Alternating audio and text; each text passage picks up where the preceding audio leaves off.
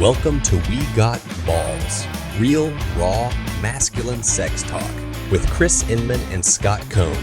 Chris and Scott both work with men who want to leave their unwanted sexual struggles in the past. They are willing to do whatever it takes to help men get curious about what drives their compulsive sexual behavior. With that said, here we go.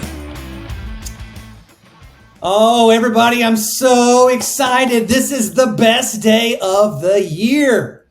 If you guys are new to the podcast, this is the first time, the very first time right here on We Got Balls that we get to celebrate the award show. This is our annual award show. And Scott, I'm telling you, you may think I'm crazy. Yes, I am crazy. We're both crazy. Let's just admit to it, right? But we are here to celebrate and investigate the Pornhub year in review. That sounds nuts. The pornies. Yes. the pornies, baby. We're here. We're going to talk about all things porn search related. And no, we're not looking. What's the statue we're handing out for this? Oh, Is it the golden erection? It's the golden erection. It's definitely the hand job or something like that. I mean, that's pretty much what it is. Yeah. It's probably that's probably what it is. Just for reference, you can find this information without actually going to Pornhub, FYI. So you don't have to look this stuff up on the website. You can find it. It's just a PDF on the side. But what they do every year on Pornhub is they collect all the data from all the searches. And one of the things that we really benefited from was we use this book, A Billion Wicked Thoughts, which is a very similar idea to be able to look at the data behind what people look at when they're looking up porn. Because frankly, nobody wants to talk about it. Right, Scott? Yeah, no, and that's a great question. Is like, why are we talking about it? We're two guys that help men get off of porn. What are you doing promoting Pornhub? Yeah. We're not really promoting Pornhub, but I think it's just fascinating. You know, in a Billion Wicked Thoughts, the whole premise of the book was the way that sex research has been done traditionally is you give people questionnaires. Most of this is done at the college level, so it's done with grad students and PhD candidates, recruiting horny 18 to 21-year-olds, asking them all their questions about their sexual activity, and then taking those results and projecting them to the general population. And of course, college is a very horny time for many people. So you're making lots of projections based on a really very sexually active and experimental cohort that may not apply to everybody. That was the first premise of the book, A Billion Wicked Thoughts, is why are we doing sex research in this kind of old-fashioned way?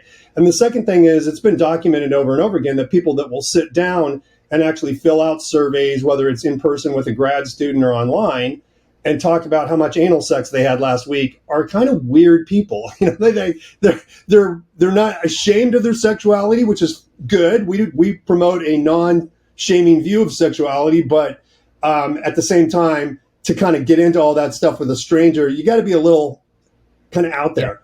So their premise of the book was, hey, maybe with today's technology and looking at searches on giant tube versions of tube versions like Pornhub, or meta search engines that combine search from a number of search engines, including Google, we could get to more of what people are actually looking for and watching in pornography. And that's probably more insightful with a focus group of 300 million people or 5 billion people, you know, than it is by recruiting, 1,500 people and projecting results for everybody. And so I think their premise is really sound and it's very interesting. And now Pornhub does this annual report that tells you, by category, by country, by genre, what people are actually searching for and watching. And so it's a really interesting window into the human sexual mind. And that's why we do these episodes that we're doing, because we think it provides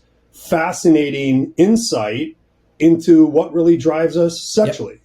And I want to go back and make an important psychological point that psychologists, neuroscientists will tell you that 95% of our mental lives are pretty much subconscious. Mm-hmm. We don't understand why we do the things we do. 40% of our daily activities are habitual. You didn't think about how you put your underwear on this morning, or when you went to eat breakfast, you didn't think, I have to put the food on the spoon and bring it to my mouth and chew.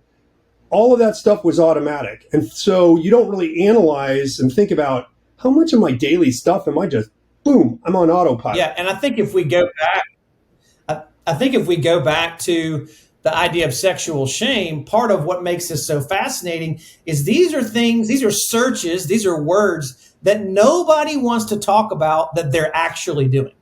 I mean, they're going onto a web browser, usually in private, and they're looking up particular words, particular ideas to have an experience of sexual arousal and climax.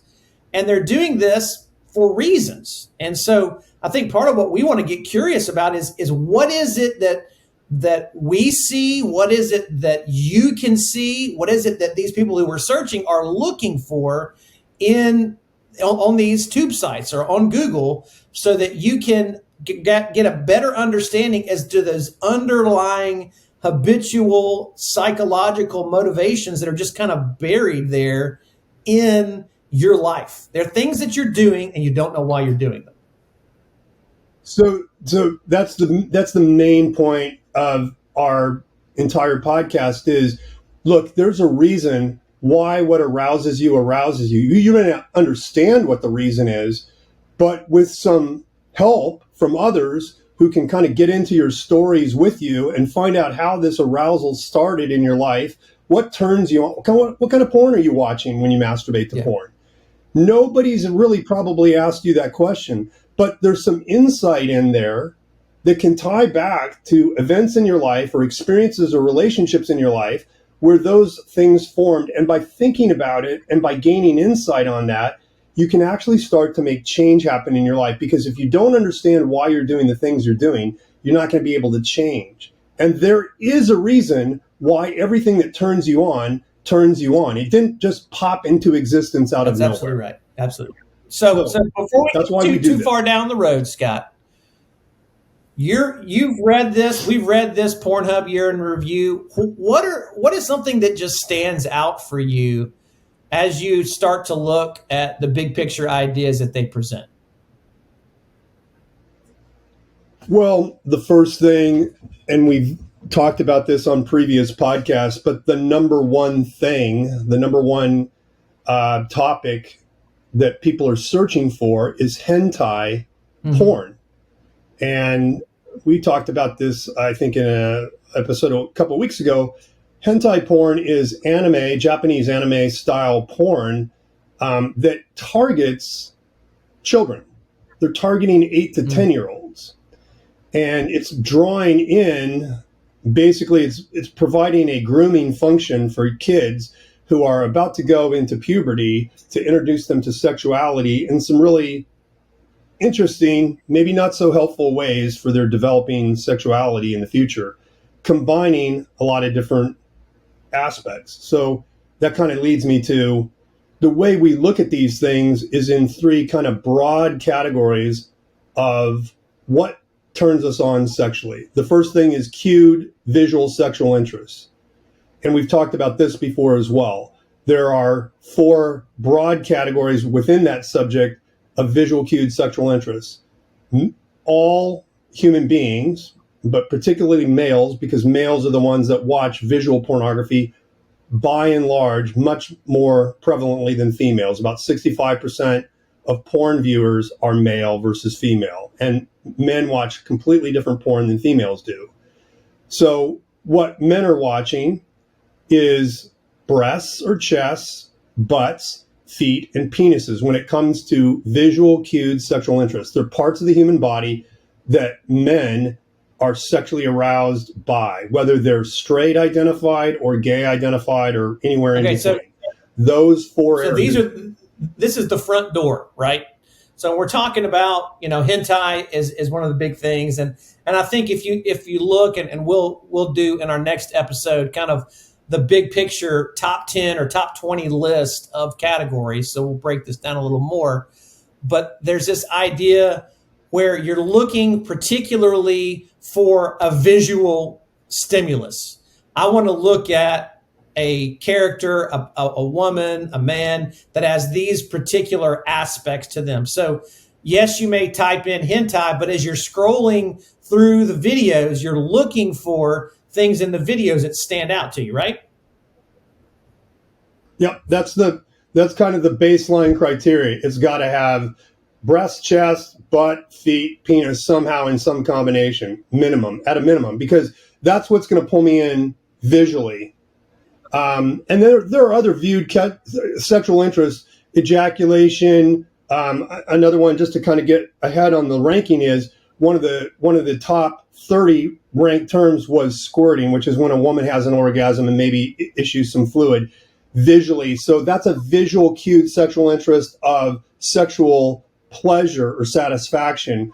It's kind of a subcategory in there, but it's still something visually is showing me arousal from the human body. Okay, so visual cued sexual interest. Before we get too far, let me get real. So when we're talking about this, what we're talking about is the things that are the obvious. These are the things that are pretty much, I like this, I don't like this, I'm looking for this. And you mentioned all the different body parts. You mentioned the things that indicate sexual arousal, like ejaculation, squirting. So I think people want to stop there. They're like, well, that's, of course, I like that. Who doesn't like that? So what we're seeing in that, isn't there meaning in some of that? Isn't there a deeper investigation beyond just, I like big boobs? What do big boobs mean? Or what does it mean that I like to watch a woman have an orgasm? That's right. So the next two elements that are important to understand is because not everybody is attracted to big breasts. Not everybody is attracted to squirting videos. So what determines whether a particular visual cued interest really sparks me? And you have to look at the next two elements overall in our definition of what comprises the mixture or the cocktail of arousal. The second would be psychological cues. These tie back to my experiences, how I first experienced sex. It may tie into relational experiences of harm or pleasure. It may tie into something that's not even related to sex, which is where you get into something like a fetish. So where does a guy who gets turned on by a woman smoking long cigarettes, how does that develop? It's not a sexual cue, because smoking cigarettes is not tied in with any of those body parts that we find arousing. So there's something going on psychologically that cues that as an arousal target for me. And when we use the word cue, think of it very simply in terms of the behavioral kind of stimulus response. A cue is a stimulus to arousal. So it's any person, place, thing, concept, idea, story, whatever. Those are these three broad categories we're talking about. The stimulus then triggers arousal. That's the response. Okay. So, the classic example is Pavlov's dog. I bring the food, I ring the bell, I do that over and over again, and pretty soon all I need to do is ring the bell and the dog starts salivating. There's a physiological and a psychological response to the sound of the bell that got associated with the dog food being brought in. Sexual arousal is the same kind of mechanism in our minds. You see the cue and it triggers arousal, and then you go and experience orgasm, and it's reinforcing this habitual kind of cycle. Over time, then, that becomes obscure to us. We don't understand anymore. We may not remember how that developed in our lives, but we just find, the idea of a woman giving, masturbating me with pantyhose on to be sexually stimulating, which some guys do. So how does that happen in my life? I may not be aware of it. I'm aware of the arousal, but I'm not aware of how that developed from a either visual cued interest, the psychological story, or my own particular stories of where this develops in my narrative as a person. So before we go, so those are the three. Well, before we go, because I think it's important to connect the pieces together. There's the visual that's obvious. That's in your face. That's what's being, that's what's in the headline, right? But the psychological cues are things that connect that stimulus, that porn, that experience with something in me, right? Something that's gone on maybe in my life that I've been exposed to, maybe something that I experienced when I was younger, maybe something that really gives me, I mean, it turns me on, makes me horny, whatever word you want to use. But I think it's important that when we go back and analyze that, those psychological cues are not as easy to spot as the visual cues. You know, that's right. There's a real need for curiosity there and kindness towards yourself, because I'll be very, very blunt. I once had a guy who sat me down in front of a screen and said, type in what you type in when you're looking to masturbate. And I'm like, do what? And he said, sure. I want to see this. And so we typed it in and we start looking at the videos, and he says, tell me what you see. Tell me. And this is a guy I trusted. This is a guy that was not doing this to groom me or harm me in any way. He was trying to help me be curious. But as he did this, I had a hard time explaining to him why I look for these things in these videos. Because once I got below those visual cues, it's so deeply sewn into who I believe myself to be that the shame just tends to rise up. And what we've really got to push into is the fact that it is so important to sit with patient, kind people, these feelings and thoughts and desires that come up, because there's a whole range of causes is not the right word. What word would you get? Factors that create them. How do you describe that?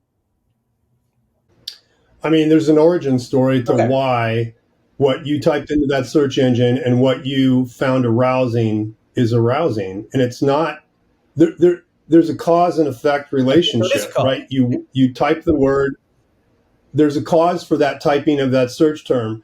When you watch the video, there's a reason that makes you aroused. So think in terms of cause and effect, causality. And that's why curiosity is required, because we all feel a lot of shame around our sexuality. We all feel shame about what arouses us. And so this plays in the theater of our mind, and we think, oh my gosh, if anybody found out what really turns me on, they would reject me for being a pervert.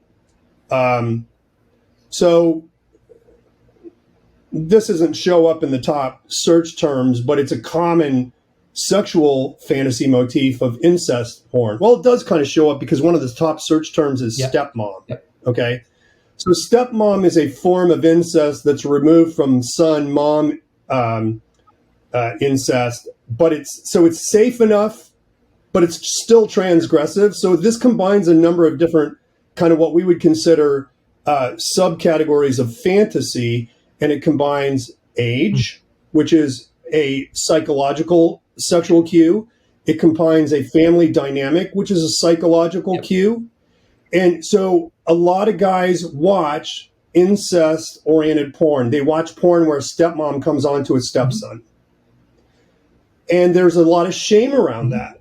But there's also a lot of arousal around that.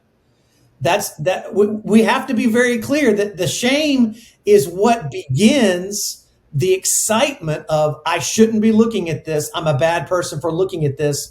And yet in that shame, there is arousal, there is excitement. And I think that's part of the psychological dynamic that's so important, is this exchange between shame and arousal and risk and identity and all those things that are there. Those are all kind of baked into this stew that you can only make sense of when you go down to the next level, to the origin story level, to this place where there is a narrative, there is a dynamic that creates this, right? Which is, I mean, nobody would say the fact that my stepmom used to walk around in her underwear at the house, they wouldn't connect that directly until they go back and say, hey, when I was 6 years old, I remember before my dad fussed at her, my stepmom would walk around in her bra and underwear to make breakfast. That's right. Well, let me take it a step further, because what I've done with guys is I've not only said, show me what you're typing into the search engines. I'll take them into what did you actually watch? And at what point in what you were watching did you orgasm? Like, what did you find the most arousing part of that particular video? And for example, one guy said, when the guy penetrates her. So that's interesting, because what does that mean? She's finally letting you in, right? So how does that tie back to your story of growing up, maybe where you felt distant from your mom, and you're watching now a stepmom who's tutoring a son on his developing sexuality, and man, when she finally lets you penetrate her, it feels like relief. And that's interesting, because that differs from a normal sexual cute interest, which would be the guy ejaculates, right? That's a very common porn motif, is the guy pulls out and ejaculates on the woman's face or something, and that's seen as an arousal target. But in this guy's particular case, it was the penetration itself that was so arousing. And I asked him, what does it mean to you? What's the symbolism of that? You've got to think about it in those terms. And I think it's important to say this, and the reason we keep putting these kind of containers in it is that this kind of conversation, this kind of exploration, it requires a safe space. You can absolutely be triggered by doing this work and by looking at these things. I mean, that, you're triggering yourself. You will be triggered. Yeah. You will be triggered. I mean, well, and I want to make this very clear, though. You will be triggered, but not to the point of going back into your addiction, into your struggle, into your compulsive behavior by yourself.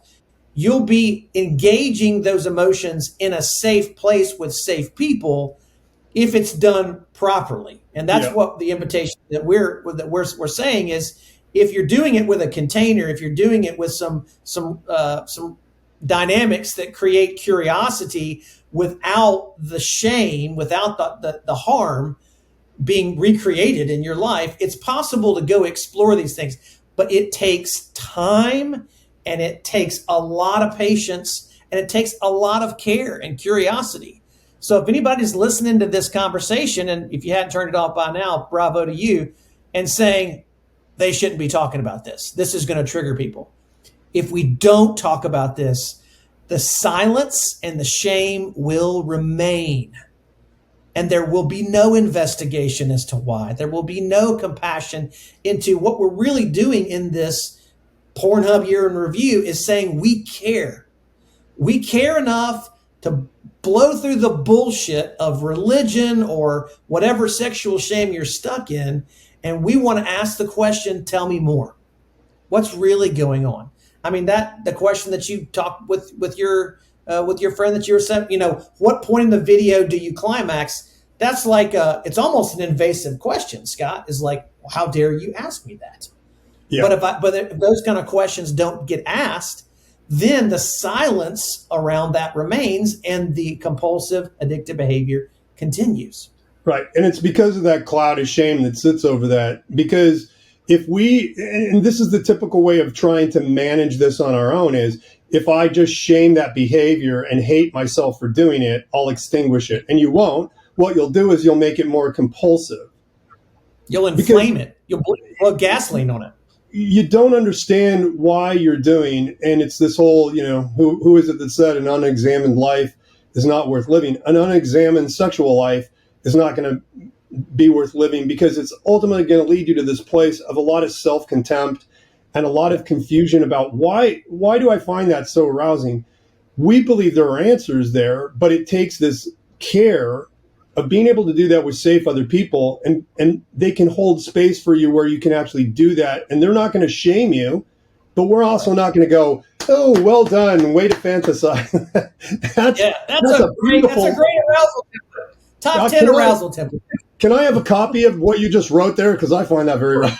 No. Well, I'll just say this: in our own training, when we were doing story training, we were asked to write a fantasy story. Yeah. And so that, even in that kind of deal, it was this, okay, can I go there? And is this too much for me? And it's a challenge to do this work. Absolutely. I mean, you could say, why are you guys encouraging guys to fantasize? Because they're doing it anyway. So we're encouraging them to do it in a place where they can actually start to make meaning out of what their fantasies are. So they stop driving them to this unconscious behavior that's making them feel a lot of shame and self-contempt. It's a vicious cycle. Once you can start to understand what that whole fantasy structure is about, it's usually at the ground level about resolving some kind of pain in my life, healing some kind of wound that comes from my childhood. And I simply am not aware that that's going on.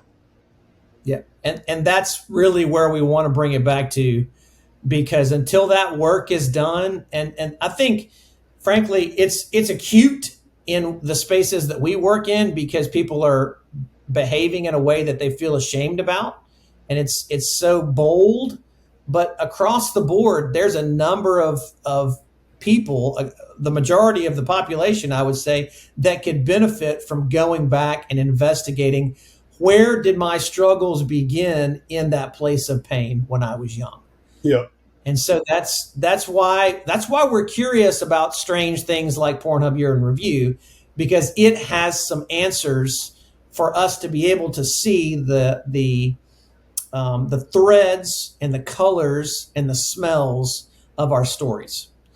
And so, that's the invitation. And so if you're curious about the particular stories that you may be acting out in your compulsive sexual behavior, you want to come back for the next episode, because we're going to be doing our top 10, top 20 list on Pornhub Year in Review and explaining how these particular visual cues and psychological cues get you deeper into that narrative, that embodied myth that we like to call it, of your story of trying to make sense of all of this, given what you've been given. Any last comments, Scott? Yeah, this is fun. This is one of my favorite parts of my job, I think probably is yours too, is helping guys make meaning out of their sexual arousal. And man, when the light bulbs go on, there is such freedom and just relief that comes into their life, because they realize they're not bad people. And that's kind of where we all go with this, is I'm a bad, worthless person because of what I know goes on in the theater of my mind. And if anybody else knew that, I would be rejected. And the reality is, you're just like everybody else. Exactly. So welcome to the human race. We're going to be humans together, but also care for one another, as we believe is the most important thing that any person can do, is to be kind to another. And so be kind to yourself, and we'll see you next time. Take care. Bye, guys. Don't forget to subscribe for more episodes. You can connect with Chris at pornfreemasculinity.com and with Scott at successfulmen.com.